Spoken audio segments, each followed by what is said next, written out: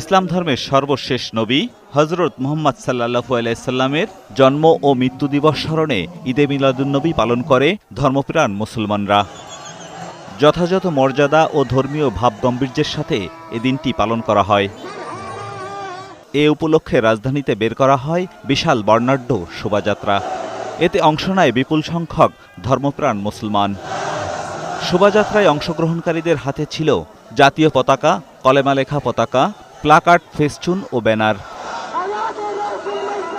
এদিন নবী করিম সাল্লাল্লাহু আলাইহি সাল্লামের আগমন উপলক্ষে হামনাদ গেয়ে শোভাযাত্রা বের করে বিভিন্ন সংগঠন।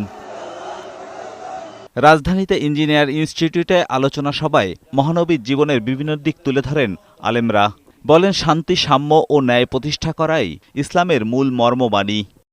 শান্তি বাংলাদেশ, এই দেশ সমৃদ্ধির বাংলাদেশ।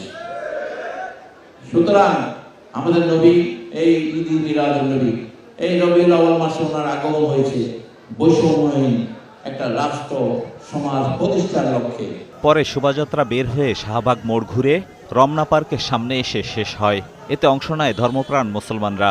শোভাযাত্রা বের করার আগে দেশ ও জাতির সমৃদ্ধি ও কল্যাণ কামনায় মোনাজাত করা হয়। এছাড়া রাজধানীর বিভিন্ন স্থানে ইসলামিক দল ও সংগঠনগুলো শোভাযাত্রা বের করে। সকালে ধানমন্ডিতেও ঈদে মিলাদুন্নবী উপলক্ষে বের করা হয় বর্ণাঢ্য শোভাযাত্রা। জিগাতলা থেকে শুরু হয়ে ধানমন্ডি ২৭ নম্বর ঘুরে আবার জিগাতলায় গিয়ে শেষ হয়। পরে মুসলিম উম্মার শান্তি কামনায় আলোচনা ও দোয়া মাহফিল অনুষ্ঠিত হয়। রাসূল সাল্লাল্লাহু আলাইহি সাল্লামের যে বাণী, তার দেখানো পথ, তার রিসালাতের সুঘ্রাণ, সুবাতাস আমরা সারা জাহানে ছড়িয়ে দিতে চাই।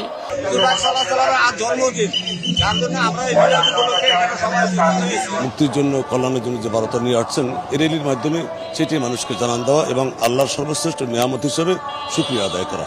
রাসূলুল্লাহ সাল্লাল্লাহু আলাইহি সাল্লামের শান্তি আদর্শ ব্যতীত কোনোভাবেই দেশে শান্তি আনা সম্ভব হবে না। এছাড়া রাজধানীর বিভিন্ন স্থানে ইসলামিক দল ও সংগঠনগুলো শোভাযাত্রা বের করে। এজাজুল হক মুকুল, বৈশাখী সংবাদ, ঢাকা।